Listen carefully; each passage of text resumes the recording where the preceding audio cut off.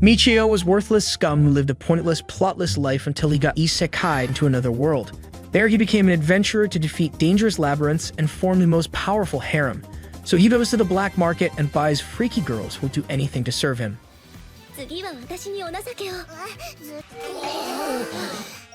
It all begins when Michio wakes up inside a barn.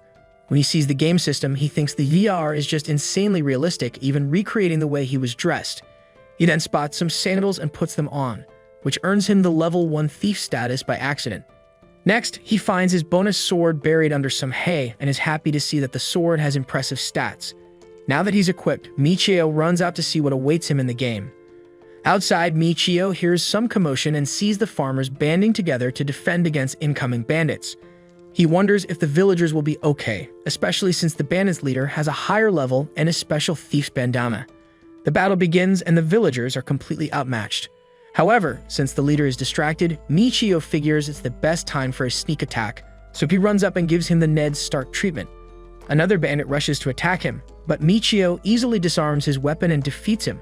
Just then, the remaining bandits rush to get away, but Michio chases after them and slaughters them till he's breathless. After he checks his system and sees his level has gone up to level 2, and he's gained a new status as a hero. An old man walks up to him and introduces himself as the village chief, Somara. He then invites him back to his home to thank him for defending their village. Back at the village, Somara shows Michio a room full of battle spoils and tells him they'll all belong to him after they've taken their share. Michio then spots the thief's bandana but notices it's been swapped out for a fake. He informs Somara, who promises to look into it while he prepares a room for Michio to rest. When Michio goes inside to rest, he suddenly wonders how to log out of the game. He tries all the command words he can think of, but a system message informs him that he can't return to reality. He then remembers the warning that he wouldn't be able to return and realizes he screwed himself with his own hand. Just then, Somara returned with some water to wash off and a change of clothes. However, it finally hits Michio that if the game is his new reality, he just casually murdered a bunch of people. Somara tells him to inform him once he's done changing and leaves. When he's alone, Michio begins to spiral, thinking he's no better than Joffrey now, but he realizes that it's normal for bandits to attack villagers in this world. If he loses his nerve, he'll be a sitting duck, so he's glad this happened early on. He then grabs his tool and decides to succeed in this new world. That evening, Somara presents the man who stole the thief's bandana, and he turns out to be one of the villagers. When Michio confirms the real bandana, Somara asks how he wants to punish the man. Michio then tells him to follow his village's rules, which makes Somara sad. He turns to the villager and casts a spell to change his intelligence card. Michio asks what's happening, so Somara explains that he just changed the man's status to a slave. In their village, people caught stealing are sold off as slaves, and half the profit of the sale is given to the victim, while the other half goes to their family who lost a worker. Michio then realizes Somara wanted him to be lenient so this wouldn't happen, but it was too late now. After, Somara hands Michio the intelligence cards of the bandits and explains that some may have a price on their head. He then directs him to a night station in the town of Bale where he can redeem his bounties. It would also be the perfect place to sell his battle spoils, so Somara offers to prepare a carriage for him the next day. The next morning, Michio arrives at the town of Bale, which is bustling with people who showed up for market day. After, he heads to the night station where a woman as ugly as her personality tells him 2 of the bandits had bounties on their head. However, when they ask to see his intelligence card before he receives payment, Michio prays his performance issues didn't follow him into the game. Thankfully, his intelligence card pops out, so the bitter woman tosses his pay and tells him to beat it. When Michio leaves, he realizes the town's lively vibe seems to have died, so the carriage rider warns him that there are unsafe areas and shady brothels around. When Michio hears this, his mind goes into overdrive, imagining unholy images. Before he knows it, he arrives at the slave trader's mansion. Inside, the master of the house, Alan, comes out to greet them, explaining that he had many guests because a labyrinth was discovered near the town 2 days ago. When he asked about the slave, they present a letter from Somara explaining the situation. Alan is impressed that Michio was able to defeat so many bandits, but Michio waves him off, saying they were just weak. Alan then offers 30,000 nars in exchange for the fool who risked his life to steal a bandana. Afterward, Michio hands over the villagers' share of the money, and the carriage rider returns to the village. However, Michio soon realizes he doesn't know anyone or anything about this world and is basically an outsider. Suddenly, Alan returns and asks if he might have some more of his time. They head back inside, and Michio realizes they're now in a more expensive looking and wonders what he's up to. Alan proposes that since Michio is an adventurer, he should purchase some slaves. Michio is torn about the idea until Alan explains that his company deals specifically in slaves that let you get freaky with them. As Michio's trouser tightens, he calms himself down when a maid arrives to serve him tea. Just then, Michio sees the maid with jiggle physics that could bring Einstein to his knees. Alan instantly recognizes a fellow man of culture, so when Roxanne steps away, he asks Michio if he likes what he sees. Alan cuts right to the chase and tells him she's their most highly recommended slave. Flustered, Michio asks if a slave could betray their master, so Alan explains that the slaves die when their masters die, and if they run away, they automatically become bandits. He then adds that Roxanne is a wolfskin and beast warrior, which means she's extremely useful in a labyrinth. However, he explains that the most important benefit of her being a wolfskin is that humans and non-humans cannot reproduce, which means no pesky protection. Alan assures him that she has given her consent to getting her back bent like a glow stick, which means Michio can yeet his morals in the trash. Michio battles with the choice of becoming a creep, but when he realizes someone else would bed and bend her if he doesn't, he asks Alan how much he's looking at. Alan tells him she cost over 400,000 nars, but Michio confesses that he's too broke to afford it. When Alan sees him out, Michio lays his eyes on Roxanne again, so Alan whispers like the devil, telling him he can wait 5 days for him to come up with the money. He then tells Roxanne that Michio has taken a liking to her, so she thanks him for his interest. When Alan leaves the trading house, he decides to do whatever it takes to get Roxanne. After, Michio heads to a restaurant where he counts all the money he has and realizes he's 70,000 nars short. He then remembers Alan's advice to make money by heading to the labyrinth that showed up 2 days before. Adventurers make money by selling the items they acquire from defeating demons. However, when he warned that it would be difficult to make a large sum of money in a short time, Michio realized the quicker way would be to collect bounties. Alan agreed but said he wouldn't recommend it because if he drew attention to himself, he'd become the target instead. In the present, Michio figures that since he has 5 days to get Roxanne, he'll try the reliable method first and head to the labyrinth. However, he realizes his weapon is so amazing that people would probably try to steal it, and if he gets stolen, he'll be screwed, but not in a fun way. Michio then chooses to reset the character and hides the sword away. Next, he heads to the market to buy a suitable weapon to replace his main sword. At the sword shop, he sees a stack of swords and notices one with an empty skill slot, which means he can add skills to it later. When the store owner tells him the swords are all priced the same, Michio goes for the empty slot sword and asks to get protective equipment too. After gearing up, Michio heads into the forest to find the entrance of the labyrinth. There he sees a group of adventurers walk through a teleportation door and notices one of the men is a mage. After following them, he finds the door of the labyrinth and watches them go through. With this, he re-equips his main sword and heads into the labyrinth too. Michio ends up on the first floor of the labyrinth, which is poorly lit and surprisingly neat. He then checks his status and sees he's now a level 1 explorer with new skills.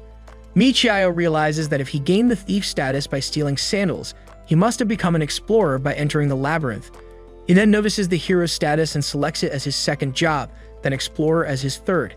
Next, he tries out the dungeon walk, and when he walks through, he ends up in the room he was previously in. However, when he tries to go outside, it doesn't work, and he realizes he can only use it in the labyrinth. When he tries to head back to his previous and gets rejected, he realizes the destinations are limited in the labyrinth too. As he walks forward, he laments how much the experience sucks when he notices I Am Groot approaching. Michio then decides to test his power against it and is surprised when he takes it out in one hit, thinking it must be because of his large tool. He then finds a branch left behind by the monster and keeps it for later. Before long, another monster comes forward which reminds Michio that his hero job also had a skill called Overwhelming. When he activates it, the monster's movement slows down, but when he prepares to slay it, he suddenly loses the will to fight and would rather wrap himself in Roxanne's legs. Suddenly, the monster attacks, but Michio manages to defeat it. Then he realizes he felt the same urge to be a couch potato after using Dungeon Walk earlier. He figures that expending his MP by casting spells depresses him. However, thanks to his sword's MP absorption, he was able to return to normal. He then decides to avoid casting spells till he has more MP. That evening, Michio goes to a guild to sell the branches, but this only fetches him 273 nars. When he returns to the inn, he realizes each branch is worth 10 nars, which means even if he spent 10 hours, he'd only get 1,000 nars, which isn't enough to get Roxanne. The next morning, Michio sets out early, but it's so dark he can't see where he's standing. However, He remembers one of his bonus incantations is teleport, so he uses it to teleport to the first floor of the labyrinth. Michio rejoices for a second, but suddenly starts cursing himself for coming to a dangerous place. He realizes he's thinking negatively again and summons his sword so he can quickly defeat an enemy and recover his MP. After Michio fights off monsters back to back, but realizes he doesn't have infinite health and can't keep going. On the bright side, his status for all his jobs has increased, so he decides to go into a deeper level in the dungeon. Suddenly, a brick behind him shifts out of place and he discovers a secret room. He thinks there might be treasure hidden inside and quickly crawls in, but he soon realizes it's actually a monster's den. As he backs up from the monsters, one of them shows up behind him and tries to attack. He manages to defeat it but ends up getting smacked aside by another Groot. Michio realizes that he'll die if he keeps taking blows like that, so he plans to escape, but the dungeon walk doesn't respond. Screwed by his own greed, Michio has no choice but to fight, hoping to make up for his health loss with his sword HP absorption skill. He then uses Overwhelming to slow the monsters down as he cuts through them, but this decreases his MP drastically. Michio figures that since this is his new reality, dying here would be the end, so he decides to give it his all. Surprisingly, the twerp manages to defeat all the monsters and collect their hardwood. He then exits the secret room, thankful for his tool's ability to recharge so he can go for multiple rounds. After Michio exits the labyrinth looking like a used sock, he notices people gathered at the castle gate and asks what happened. One of the men tells him they found the corpse of a bandit who used to hang out in town.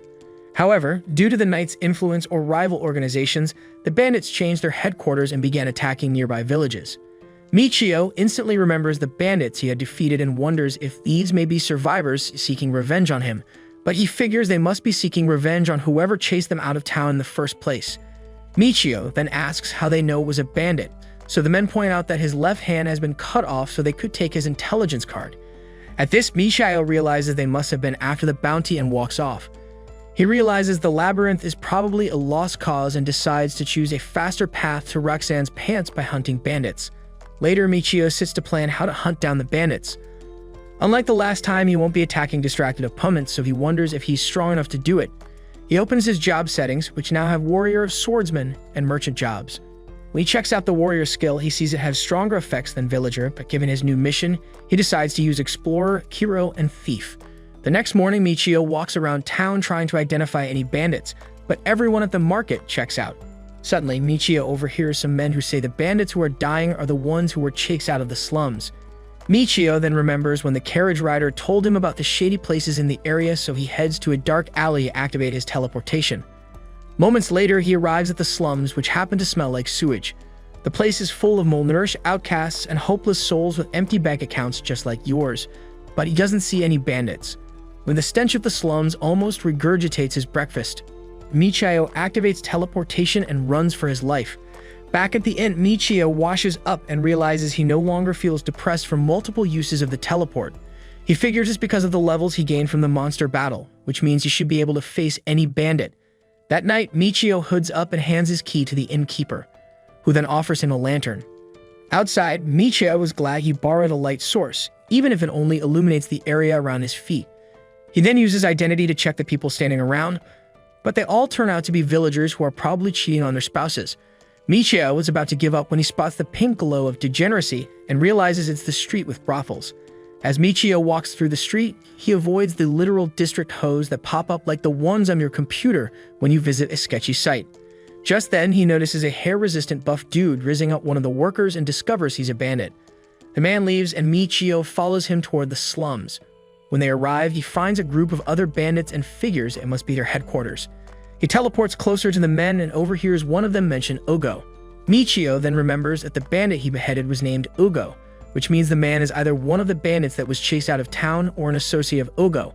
By the next day, Michio discovers that the businesses in the Red District close early, after which the bandits come out to play.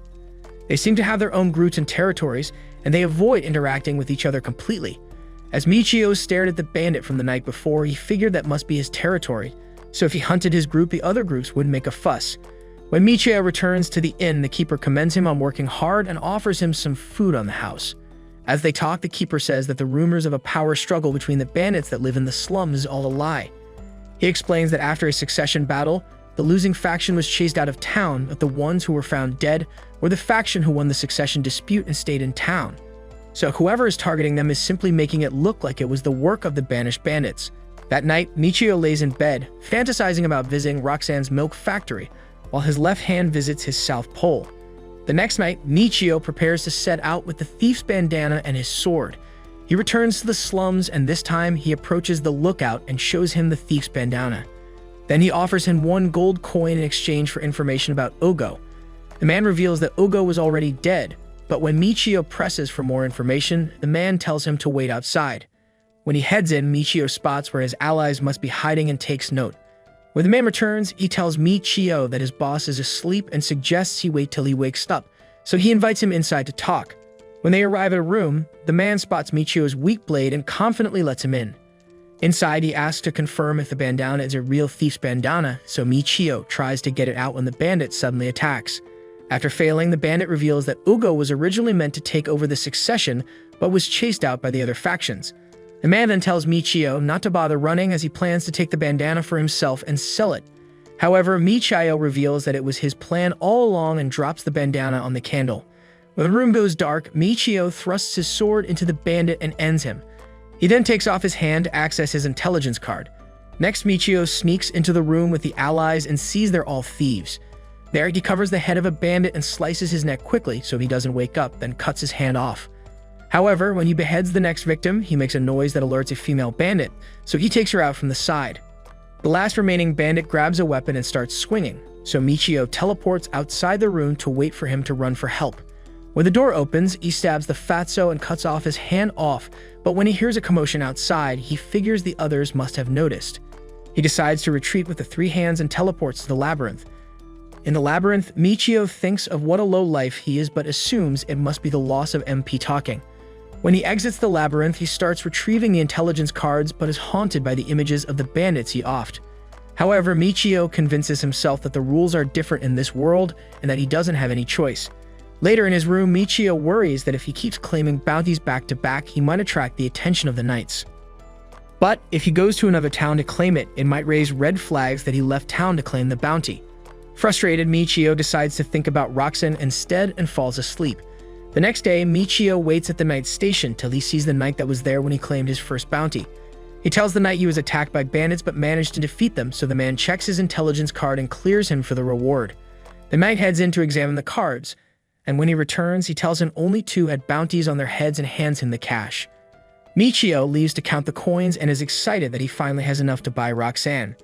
He immediately heads to see Alan to take the cash and heads inside to bring Roxanne. When he returns with them, Roxanne thanks him for buying her and apologizes for doubting he would return. Michio assures her it's fine, and she goes over to stand by him. Alan then asks for their intelligence card and establishes a contract, making them slave and master. Alan then congratulates Michio on finally bagging the girl of his wet dreams. Afterward, they return to the inn and Michio requests a room for 2. When they check out the room, Michio notices how nervous Roxanne seems to be, so he asks if he can touch her ears. Roxanne agrees and sits beside him while Michio fights hard to suppress his urges as he squeezes her bouncy ears. When Michio notices there's just 1 bed in the room, he realizes his innkeeper is a legendary wingman, but that must be why Roxanne is afraid. He then tells Roxanne that his homeland is very far away, so he'd need her help learning what's considered normal around that area. He reminds her that she'll be going to the labyrinth with him, so Roxanne assures him she's very good with long tools.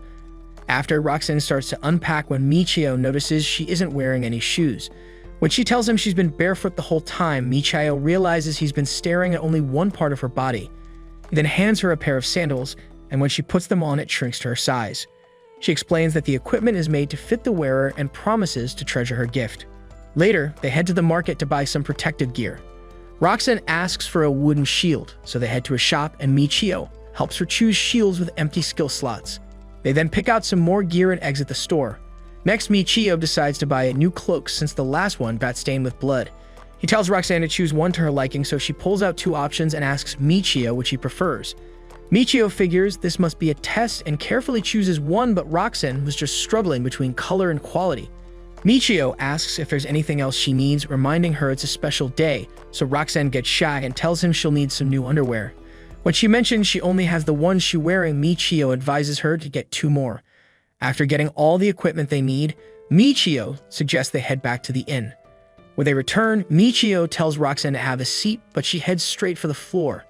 Michio then pulls her up to the bed and tells her not to worry since she'll be sleeping in it too. When he pictures them sleeping together, he gets frisky and grabs her waist, but Roxanne springs up like your morning wood and suggests she maintain the equipment first. She pulls out the sword to examine it, and though she says it's not bad, she reminds him that he should better maintain something that he entrusts his life to. Roxanne tells him she wants to use her old underwear as rags for the maintenance, so she suggests he go out to eat while she gets to it. However, Michio insists they eat together, so Roxanne starts to take off her clothes to remove her undergarments. Michio tries to give her some privacy, but the creep can't help but peep. When she's done, she begins to rub his tool with olive oil, and when Michio asks what the benefit is, she assures him it feels better. Just then, the innkeeper brings up hot bath water for two, so Michio tries to hide his excitement as he knows some clothes are about to come off. Roxanne starts scrubbing his back while Michio tries to make small talk to make her more comfortable. When she's done, Michio tells her it's her turn, so Roxanne takes off her top and Michio almost has a heart attack when he sees the size of her projectile weapons. Michio starts with her back, but when he can't take it anymore, he launches an attack on her front lines. Then he goes back to being wholesome when he offers to wash her hair. When she returns the favor, the view of her mountain tops almost drives him mad, so he plans to take things to the next stage. Roxanne sees the look of starvation in his eyes, so she runs back and offers to put on her maid outfit, making Michio wonder what Alan must have taught her. He then tells her to ditch the outfit, along with the rest of her underwear. Roxanne obeys and joins him on the bed, so Michio kisses her for the first time. He then instructs her to kiss him first thing in the morning and last thing at night. When she agrees, Michio proceeds to clap his virgin status away. The next day, Roxanne kisses Michio good morning, waking his sleeping soldier. Unfortunately, Michio decides to save the fun for later and suggests they head to the labyrinth. As they gear up, Michio asks how he can equip his weapons with skills, so Roxanne asks if he's referring to skill crystals, which are formed through the accumulation of monster skills. The crystals can then be fused with equipment, depending on the skills of the blacksmith. Michio asks how he can become one, so Roxanne says it's a skill exclusive to dwarves, so he can't become one. When Michio asks about hiring a blacksmith, Roxanne says she doesn't recommend it since a lot of scammy blacksmiths are out there, and they don't like direct transactions. When Roxanne finishes dressing up, Michio hands her some leather armor, but when the armor puts all of her assets on display, they decide to switch armors. Michio then activates party organization and adds her to his party. When they herd into town, Michio pulls Roxanne into an alley where he activates his teleportation and take through. He then informs her they're on the first floor of a labyrinth through teleportation magic. When Roxanne says she's never heard of such a thing, Michio tells her not to tell anyone since not many people can use it. When they head deeper inside the dungeon, Roxanne points Michio in the direction of the monsters. He wonders how she knows, so she explains that her nose is exceptionally good even for a wolfskin, and she's good at detecting prey. She then asks him for a magic crystal. Michio asks what that is, so Roxanne explains that they store a monster's magic power after they've been defeated and can be used as energy sources. However, he can't store magic power without the crystal, which means he's been screwing himself again. When he asks how much they sell for, she explains that they're the most valuable things they can get out of the labyrinth, causing Michio to feel like a fool, so she tries to cheer him up. She then explains that they can purchase empty ones from guilds, so Michio suggests they buy one later. After Michio finds the monster, Roxanne smelts and summons his sword to fight it. There, he manages to take it out with a single blow, impressing Roxanne. They continue through the labyrinth, and when Michio sees Roxanne wagging her tail, he's surprised that this makes her happy. Later, they return to the inn with bags full of branches, so Michio tells her it's because her power is so impressive. Roxanne reveals that in her old party, no one listened to her opinions and only let her fight inconspicuously from behind, but Michio is different. Michio says her power is too great not to use, then tells her to have a seat beside him. He tells her she doesn't need to be told to sit and assures her he won't climb on top of her, just cause she sits close. When Roxanne tells him she doesn't mind, he hugs her and asks if he can taste her ears. When she discourages the idea, he settles for playing with them like bubble wrap, and Roxanne admits it feels good. Michio asks Roxanne if they have grilled seaweed wrap mochi, which is a food from his homeland, but Roxanne doesn't know what he's talking about. She then tells him some people grill fish on the coast, but that's not exactly what he had in mind. Just then, she asks if he'll be returning to his homeland, so Michio says he won't be, which means she's stuck with him. Roxanne explains that people typically sell slaves they no longer need, so Michio assures her that he plans on keeping those weapons of mass destruction all to himself.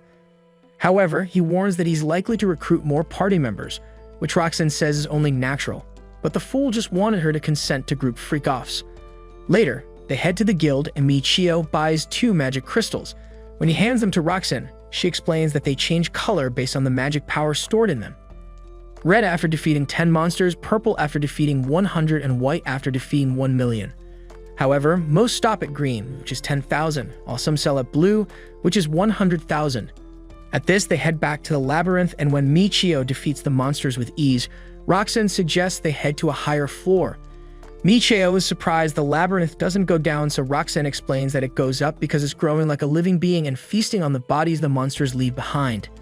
Michio asks how they can defeat the labyrinth, so Roxanne says he'll have to defeat the boss on each floor till he reaches the highest one.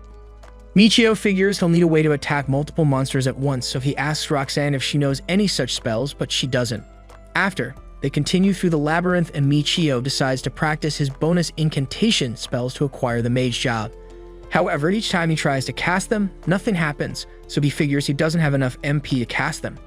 Just then, Roxanne informs Michio that was his 10th monster, so he checks and sees his crystal is now red. However, Roxanne's crystal is still black because only the person who deals the fatal blow gains the magic power. Suddenly, Michio notices a skill named Crystallization Upgrade, so he activates it with his next few attacks, and the next time he shows Roxanne his crystal is already purple. When she wonders how it's possible, he tells her not to tell anyone. She then tells him green crystals go for 10,000 nars, while yellows go for 100,000 nars. Since Michio doesn't need the money now, he plans to deactivate the upgrade when he notices an option to unlock party settings. He decides to test it out, and this shows him all of Roxanne's jobs and levels.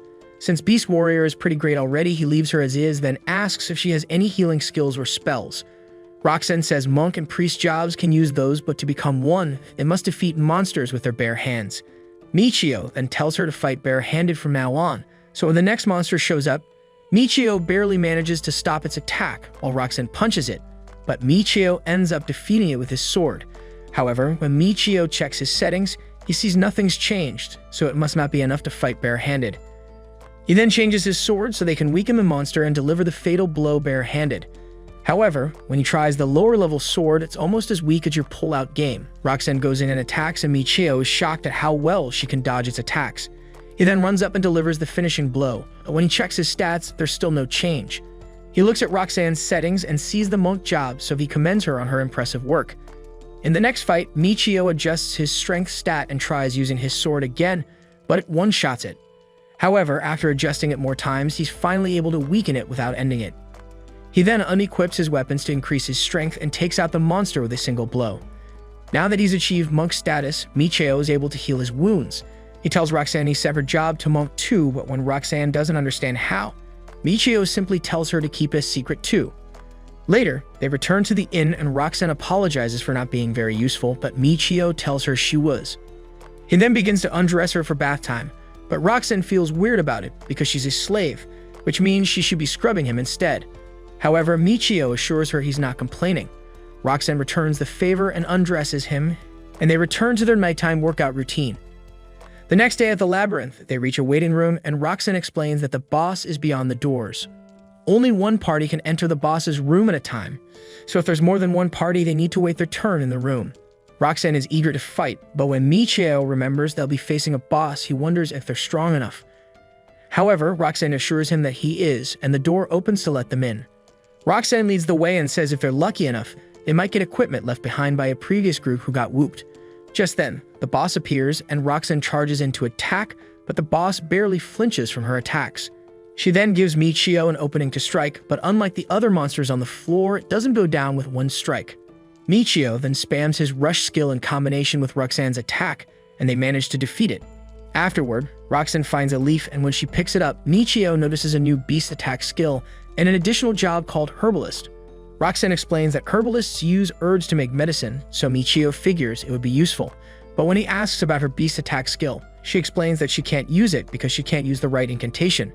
She points out that using incantations leaves them vulnerable, so it's better for a beginner like her to not rely on her skills. Next, they head to the second floor, which doesn't look different from the first floor. Michio suggests they head back to the first floor and fight the boss again, hoping to acquire the herbalist job too. He then heads back through the door they came out of, but is surprised to end up outside the labyrinth. Suddenly, he remembers Roxanne's explanation about the waiting room and realizes how dumb he looks, so he tries to save face by claiming it was all an experiment. Later, they return to the boss room and Michio feels relaxed this time.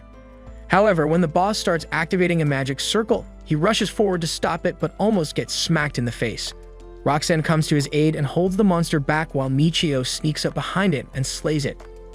After, Roxanne asks how the magic circle was dispelled, so Michio explains that it's yet another cheat of his sword.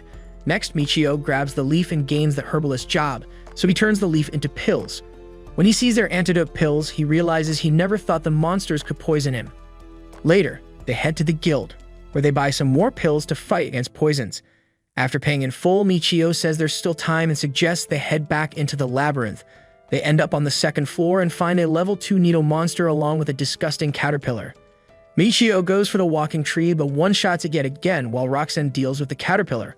Once it's distracted, Michio attacks from behind and destroys it, which leaves behind a thread. As they advance, Michio asks if there will be 3 monsters on the 3rd floor too, but Roxanne says that only happens from the 4th floor, then groups of 4 on the 8th floor. Up ahead, they find 2 caterpillars, so Michio rushes to attack before they notice them. After defeating his caterpillar, Roxanne calls out as the second activates a magic circle. However, Michio is too slow to react and gets tied up with threads as it leaps to attack. Michio stops it with its legs and slashes through it, causing the threads to disappear too. After, Michio suggests they attack the caterpillars first from then on since they're a pain. Later, Michio and Roxanne head through town as Michio wonders what they'd do if they encountered lots of enemies. Just then, Michio notices something fishy and gets close to Roxanne. He tells her to carefully look at the man in the shadows and check what he's staring at. Roxanne realizes it's the trading house she came from and wonders what he's doing there, so Michio uses Identify and sees he's actually a bandit. Moments later, they visit Alan and warn him that his company is being watched.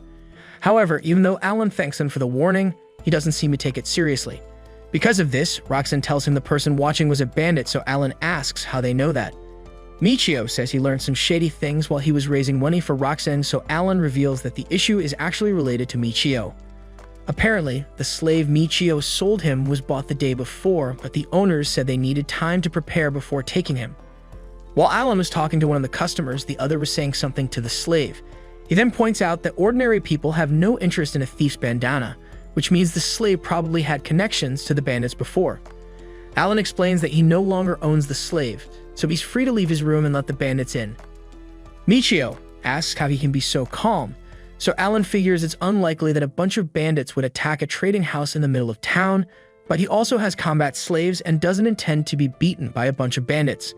At this, Michio tells Roxanne it's time to leave since they've done their part, but she tells him about a woman who had been very nice to her during their time there. When Michio sees he's worried about her, Michio sits and suggests Alan hire him as a bodyguard. He claims he doesn't want the slave he sold to do him any harm, so Roxanne thanks him for doing this.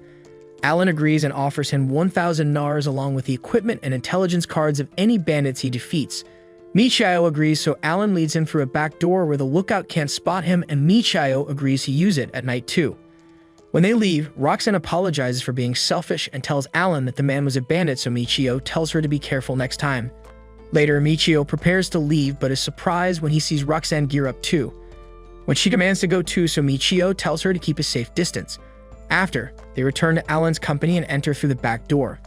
There they join Alan and his combat slaves, so Alan tells them to wait with him till the bandits attack and blows out the lantern.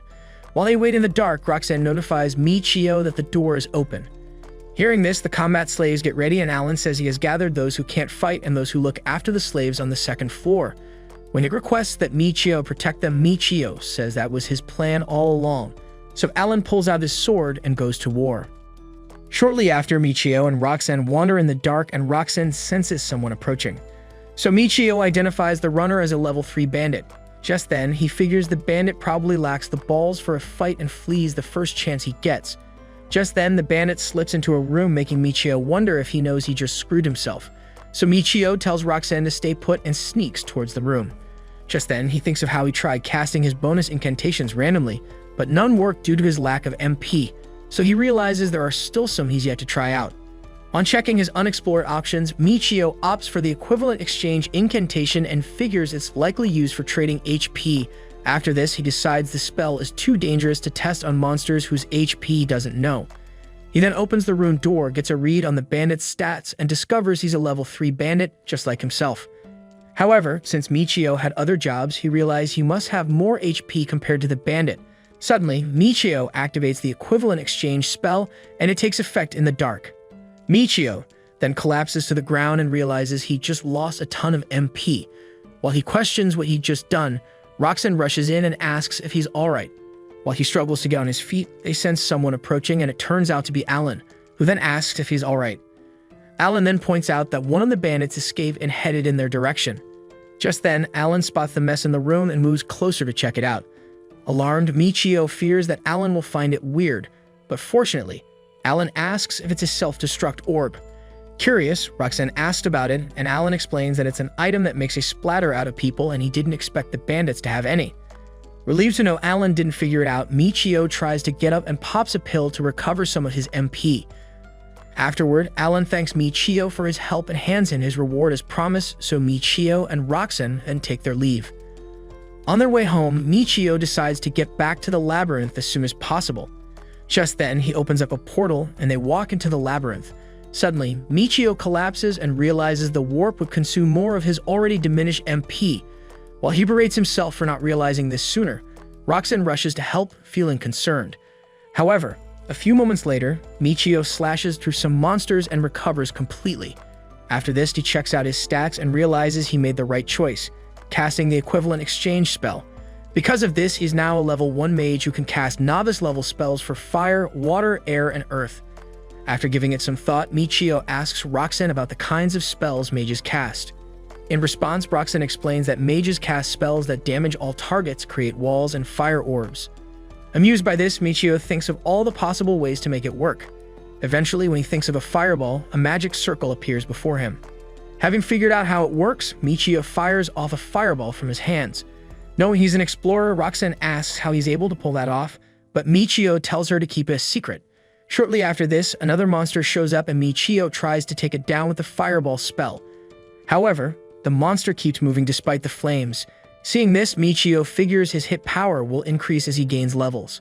Suddenly, he charges towards the monster and finishes it off with his sword. Just then, the monster vanishes, leaving a branch behind. However, Michio is more interested in exploring his new powers, so he creates a firewall and realizes it's probably for defense. After this, he tries to figure out the right spell for a multi-target attack. After several trials with no results, Michio realizes he's lost MP and nothing happened. He then wonders if it's because there are no enemies nearby, so he decides that they should move to the second floor.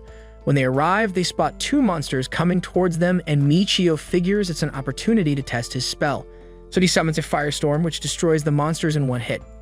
After this, Michio decides to primarily use magic in combat because he wants to protect Roxanne since she serves him well with her assets, which are as soft as her personality. Some moments later, a monster caterpillar burns from Michio's attack, and when it vanishes, Michio says it would be easier if his spells were a little more powerful. Just then, Roxanne reveals that she's heard that mages often carry staves. On hearing this, Michio wonders why he hasn't thought of it and says that the next market day is in 4 days. He then complains that it'll take a while before they can get one.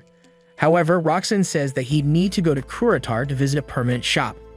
When Michio wonders where in the world that is, Roxanne explains that there's a large labyrinth there as well as many shops serving explorers, so he decides it's worth checking out. After this, they arrive at the boss's waiting room, and the boss appears as a giant bug, so it creates a magic circle and prepares to attack. However, Michio creates a firewall that blocks the attack. After this, they jointly take out the bug, and Michio picks up a spool of thread left behind by the bug.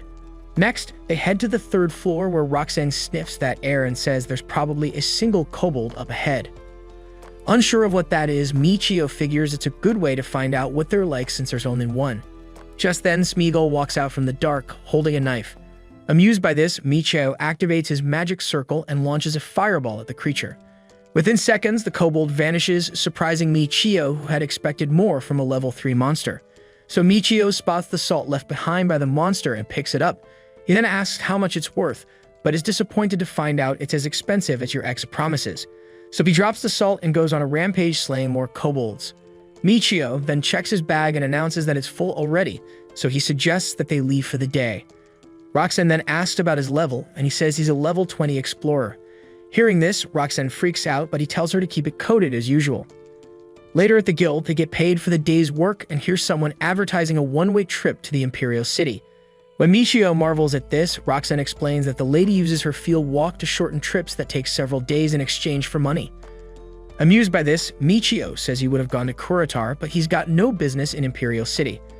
Roxanne then tells him that both cities are near each other, sparking Michio's interest.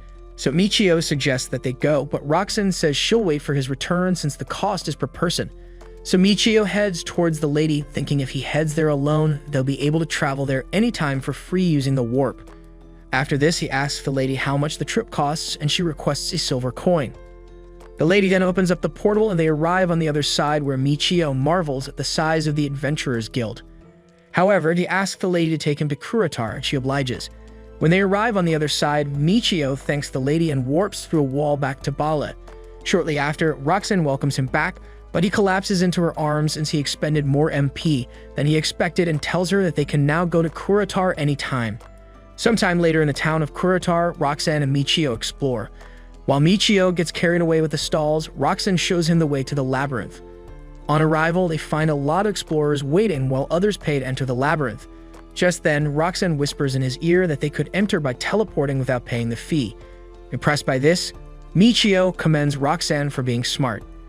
After this, they walk into a store where household items are sold and a merchant asks if they need something or a place to live.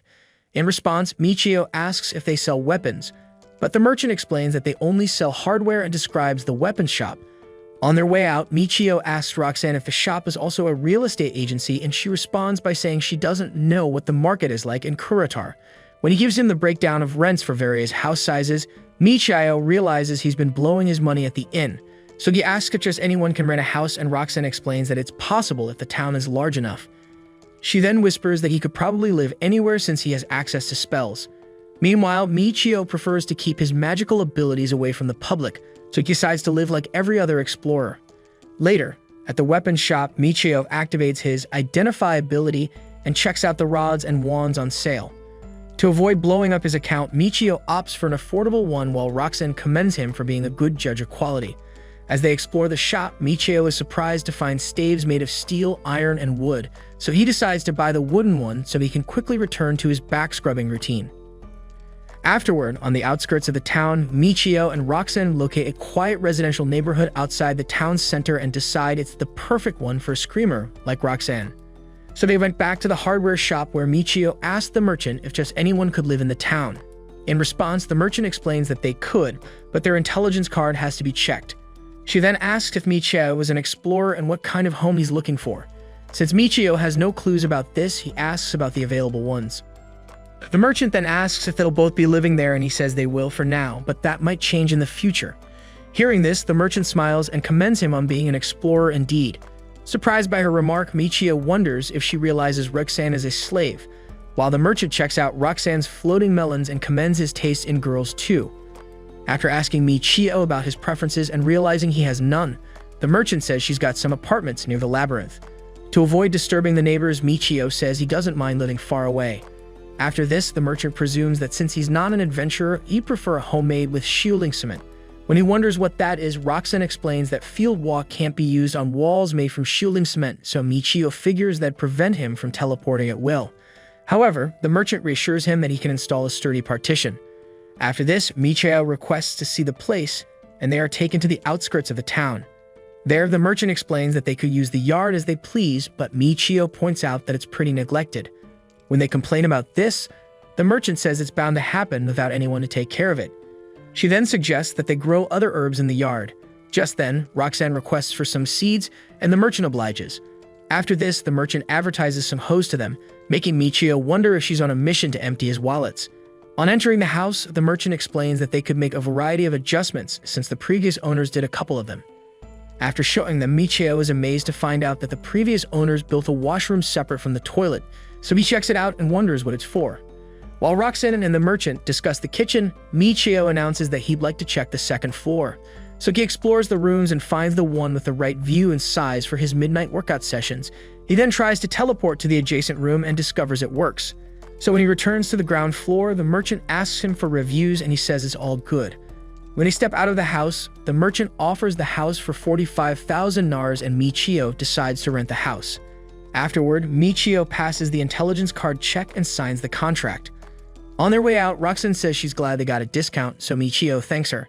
However, he knows it's only because of his 30% off skill. Just then, they agree to buy some miscellaneous items the next day. However, since he can't wait to get a bed in the house, Michio suggests that they get the furniture first. Afterward, Michio teleported into their new home and wouldn't stop yapping about the new mattress on its way. Meanwhile, Roxanne freaks out when she realizes they can do that even though the house was made with shielding cement. Afterward, at the bala, Michio whips out his wand and says he can't wait to use it. Luckily for him, they find a monster bug, and he suddenly launches a fireball to annihilate it.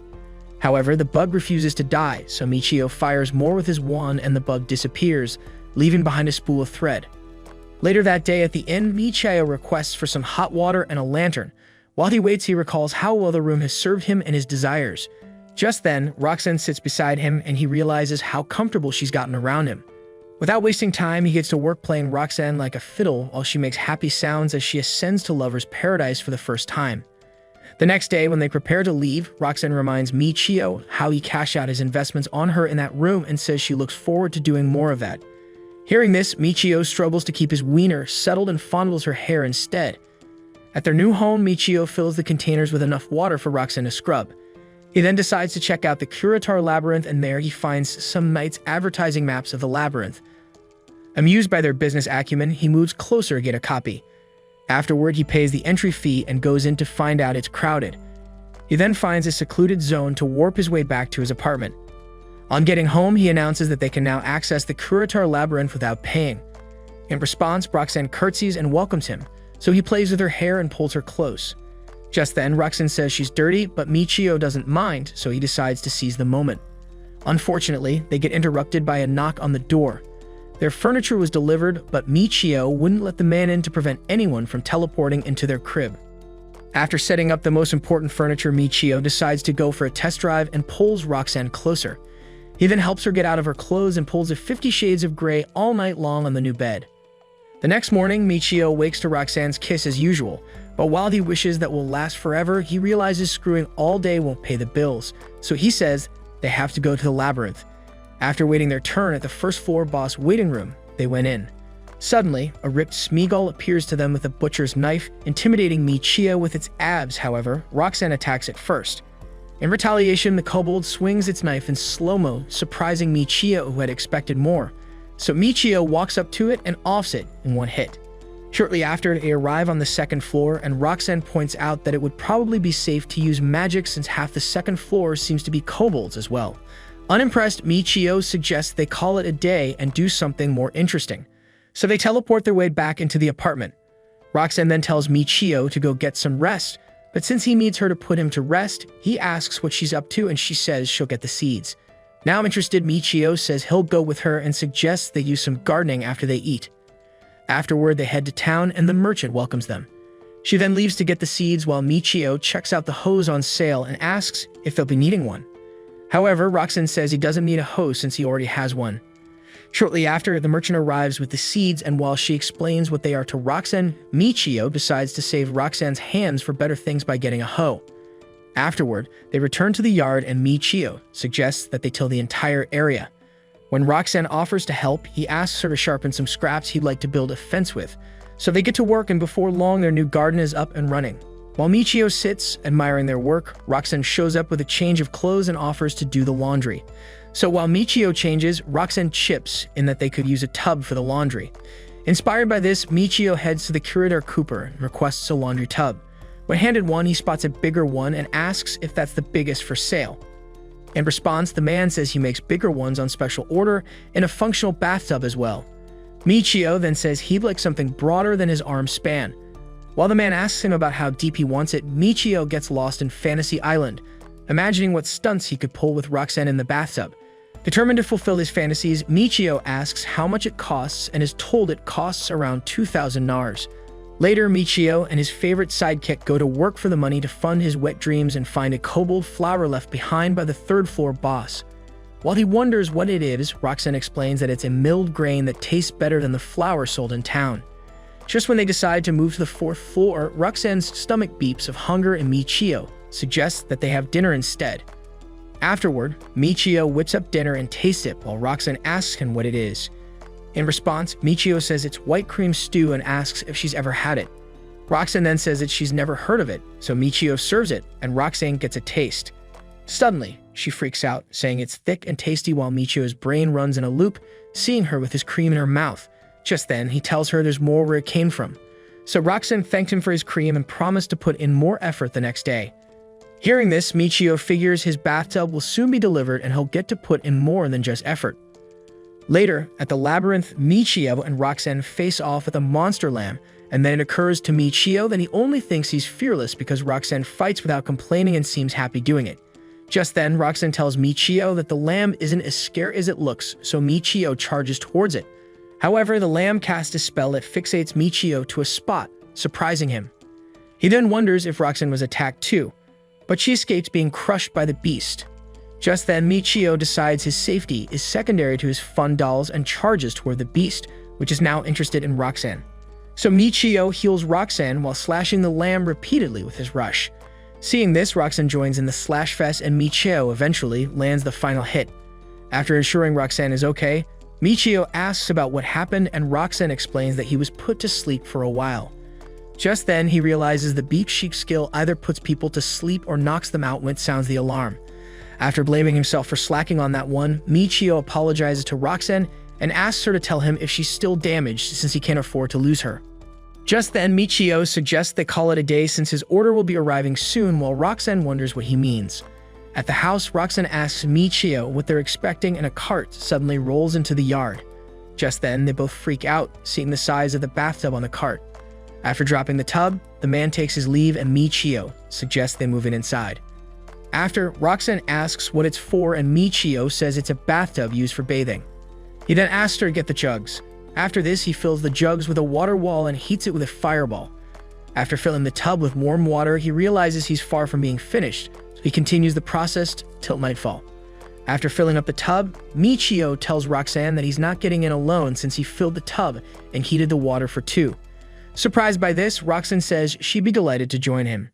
Shortly after, while Michio enjoys the bath, Roxanne shows up to join him. He then shows her a soap he made and rubs it on a sponge and suggests that they use it instead of a body wash.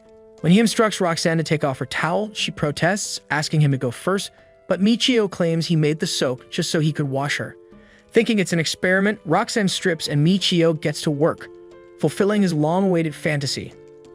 Afterward, the post-nut clarity hits, so Michio asks about Roxanne's injuries and she says she feels so good they don't hurt. As a thank you, Roxanne grabs Michio and they exchange fluids. While Michio wonders what it's for, Roxanne says she hasn't washed his lips. Later that night, Michio figures he can't keep risking his pleasure bunny, so he decides to get more frontline fighters. Later on the labyrinth's 7th floor, Michio casts a fireball and roasts a rabbit.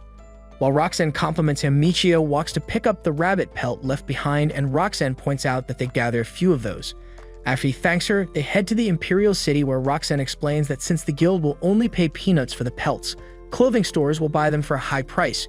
When Michio asks why, Roxanne explains that coats made from rabbit pelts make exceptional cold weather clothes and are popular among noble women. After this, Michio waits alone on a corner for Roxanne, who then shows up and says the store will buy the pelts if they have at least 100. So they head back to the labyrinth and Roxanne finds another rabbit hopping towards them. Michio then stretched his wand and suppressed his conscience before roasting the cute bunny. Afterward, Roxanne sniffs the air and leads Michio toward their next hit. A few moments later, they arrive at the 7th floor's boss room and the door opens. So they walk in and a rapid rabbit suddenly appears before them. Just when Michio compliments the rabbit for being cute, it screeches and pulls a Barry Allen. When it hops on Roxanne, she blocks it with her shield and flings it away, amazing Michio. Just then, the rabbit takes interest in Michio, but it slows it down with overwhelming and slices through it. After this, they spot the rabbit meat left behind and Michio says they can have it for lunch. However, Roxanne suggests they try a schema roast. Some moments after at Michio's house, Roxanne holds a budget Gordon Ramsay class. After this, the schema roast is ready and Michio takes the first bite. Impressed by its deliciousness, he suggests that they gather more rabbit meat while collecting pelts. So they headed back to the labyrinth and slayed more rabbits. Just then, Roxanne announces that the boss rooms up ahead. On getting to the waiting room, they find a clue and are surprised to find a guy alone. In a conversation with the guy, he reveals he's been saving up to get party members. Hearing this, Michio realizes that the guy is just like he used to be. The guy then reveals that he's been exploring the 7th floor for more than 2 years and his explorer level has risen, so he wants to take the opportunity to level up. Michio then wishes him good luck and the dude walks in, claiming luck is finally coming his way. Not long after this, the door opens and they walk in to find the boss already waiting. Surprised, Michio summons his sword and wonders if there's something special about the encounter. However, when the rabbit leaps at him, he slows it down like before and slices through it. Surprised that nothing weird happened, Michio looks around and finds a shiny object. On checking it out, they find some equipment on the floor and Roxanne points out that it must belong to the party that entered before them since the boss was already waiting when they entered. So Michio picks up a black magic crystal and Roxanne explains that it should merge easily with his if pressed against it.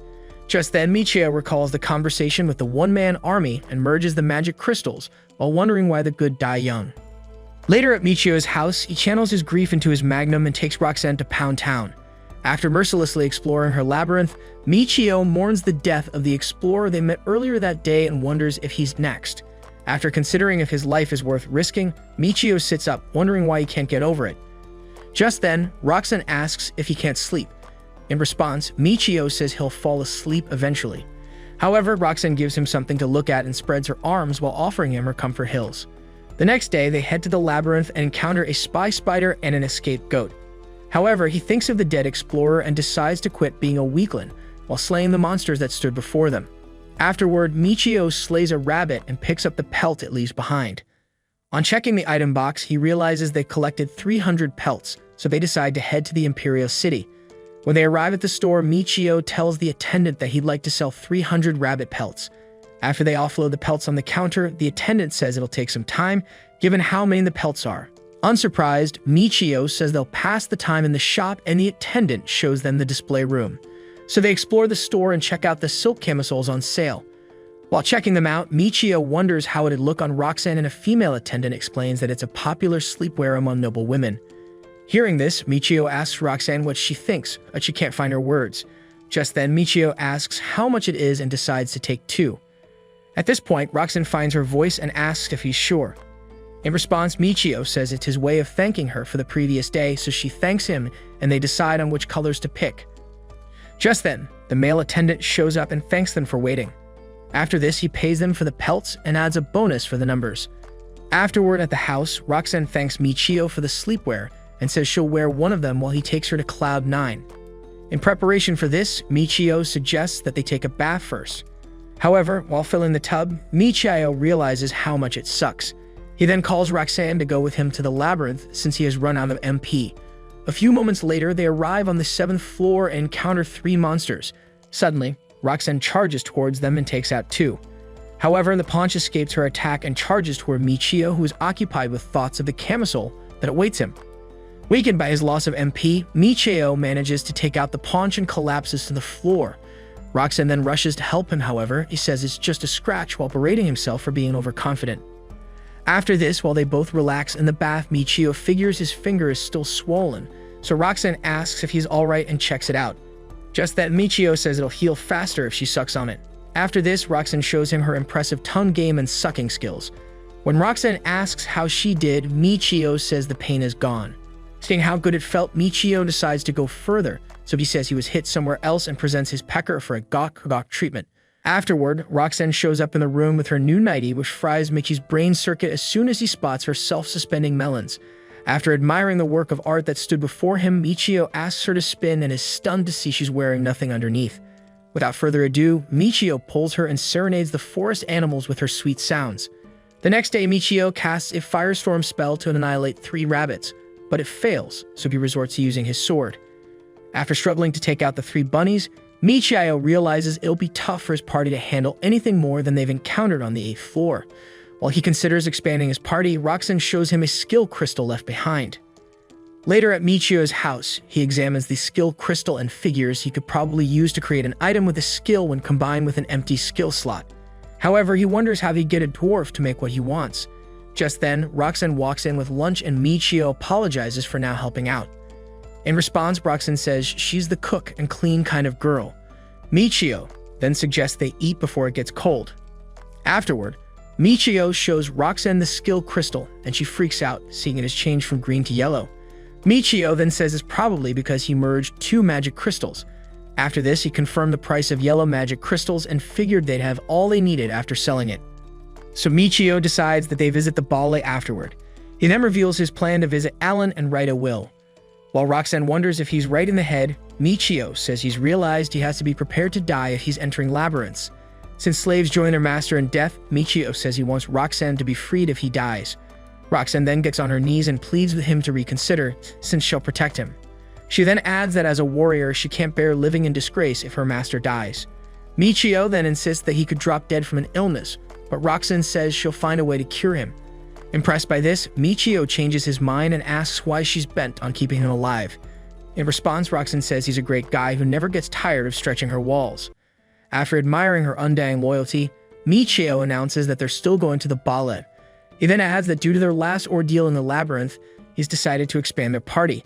Just then, Roxanne agrees with him and points out that the monsters attack in groups of 4 from the 8th floor. Michio then thinks if he plans to focus on magic, he'll need a female frontline fighter. Just then, he figures out how that might end and gets excited at the thought of that. Suddenly, Roxanne interrupts his daydreams and says it's a good idea. Afterward, they arrive at Alan's mansion and Michio tells Roxanne to sit if she doesn't want to look like merchandise for sale. After this, Alan joins them and Michio apologizes for always dropping in and out of the blue. In response, Alan says it's fine and asks what he can do for them. Michio then reveals that he's thinking of adding another party member and asks if it's possible to get a blacksmith slave. Alan then responds by saying it's difficult, but not impossible. He then adds that dwarves don't often become slaves as blacksmiths, and this makes them worth as much as a Richard Mill. Hearing this, Michio asks about dwarves who aren't blacksmiths, and Alan explains that a dwarf would make a perfect party member. However, Alan says he has only one dwarf, but her personality isn't suited for fighting. On hearing that the dwarf is a female, Michio wonders what her personality is suited for and asks Roxanne about her thoughts on it. Surprised, Roxanne suggests they meet the dwarf first. So Michio requests to see the dwarf and Alan leaves to get her ready. Shortly after this, a woman shows up and announces that the dwarf is ready. Just then, Roxanne lights up with excitement, while Michio realizes she must be the woman who treated Roxanne well. Afterward, the dwarf walks in and Alan introduces her as Sherry.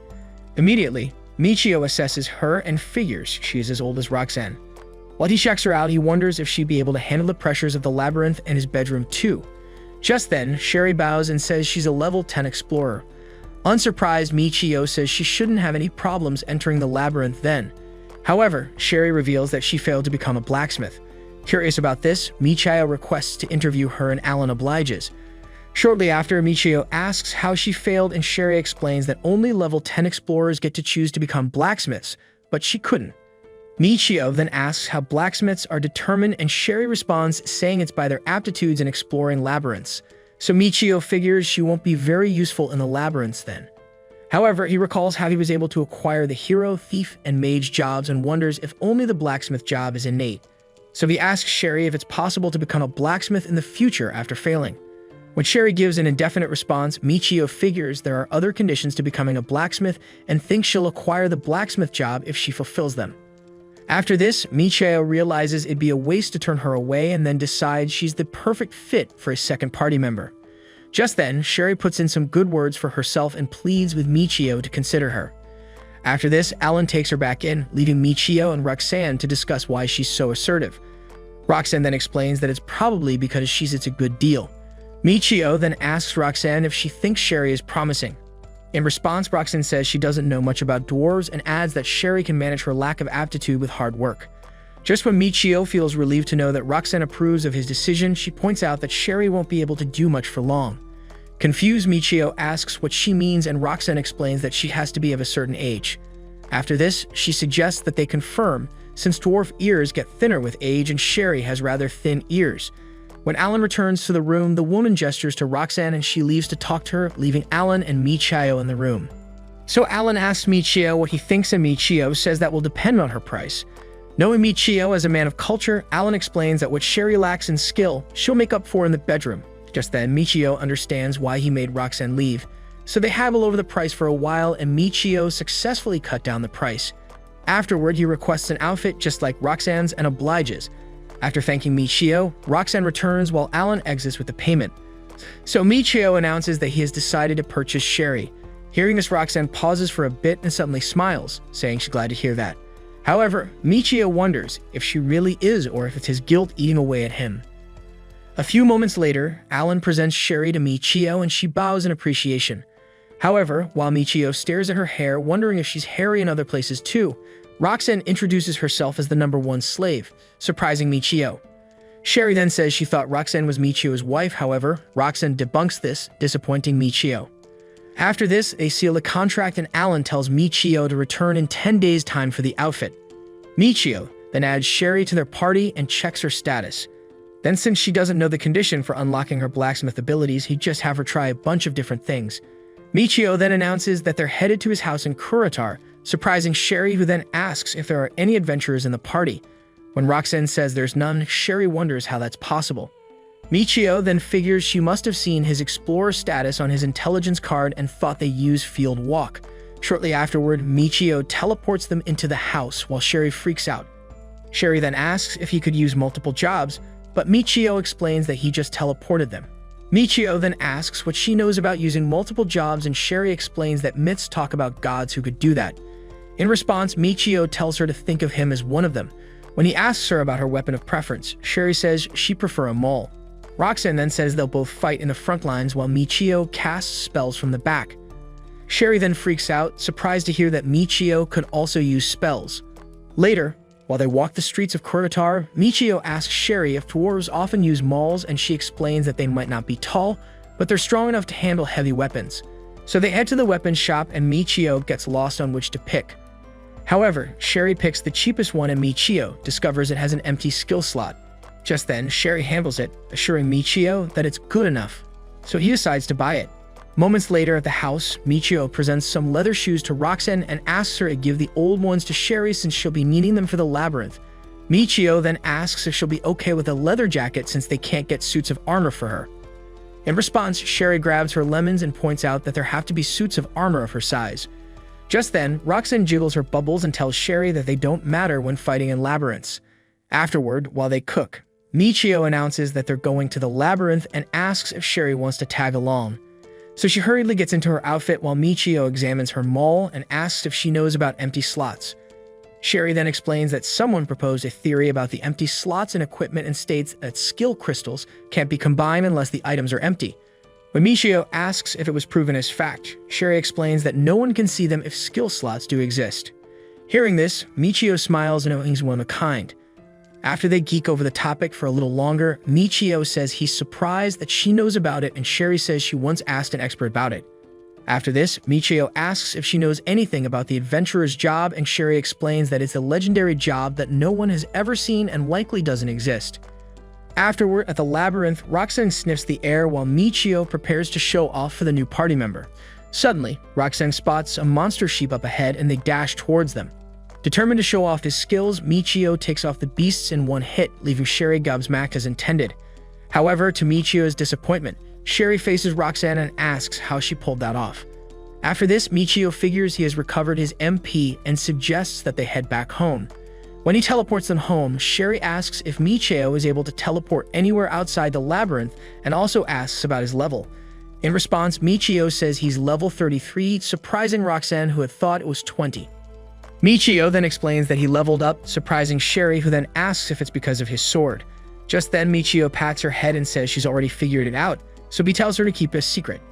Later, Michio marvels at Sherry's cooking and says it smells good. Michio then asks her to sit with them, but when she hesitates, Roxanne explains that their master enjoys eating with them. After this, Mioi serves the food and serves himself first. Just when he tries to serve Sherry next since she cooked the meal, he spots Roxanne giving him the side-eye, so he serves her instead. After Roxanne thanks him with a smile, he serves Sherry next and they enjoy the meal. Just then, Sherry asks why Michio chose to go to the labyrinth while preparing the bath and cooking. In response, Michio says he does it to recover MP since Durandal has MP absorption skills. Michio then points out that the Wolfkins have the best warrior jobs and the dwarves have the blacksmith jobs. So he asks if the humans have any unique jobs. In response, Sherry explains that all the humans are good for bending chicks and clapping. Afterward, Michio prepares for a bath. He tells the ladies to join him since he's only human. On entering the bathroom, Michio gets excited, anticipating his first three-way fun. Shortly after this, Michio listens to girls talk while undressing and freaks out for being left out. However, Michio gets mind-blown when the ladies join him in the bathroom. While he checks Sherry out, Roxanne suddenly pops up in front of him with her balloons. Meanwhile, Sherry laments her situation while Michio goes to work on Roxanne's melons. Afterward, Sherry decides to join in the fun, so Michio shows her a good time while washing her too. After the ladies show Michio the best time of his life, he realizes he's finally living every man's dream. Later that night, Michio invites Sherry to join him on the bed and tells her to always kiss him before going to sleep and after waking up. Having run out of patience, Michio goes for the kill but realizes he should have put Roxanne first. However, he tells her she'll come last since it's what they do every night. Afterward, Roxanne gets on him and they commence their night workout routine while Sherry watches in horror. After this, Michio knocks Roxanne out and calls Sherry for her turn. Michio then gently pops her cherry and takes her to Pound Town. A few moments later, Michio falls asleep while Roxanne commends Sherry for handling Michio's weapon perfectly. The next day, Michio checks his stats and realizes he's now a clapping machine. After checking his new abilities, he recalls Sherry's comment about humans being bedroom monsters and pulls out his tool. Seeing this, the ladies exclaim while he announces that he'll get himself more slaves and build himself a harem. If you watch this to the end, comment Roxanne's projectile missiles. And if you like anime recaps like this, watch this video over here.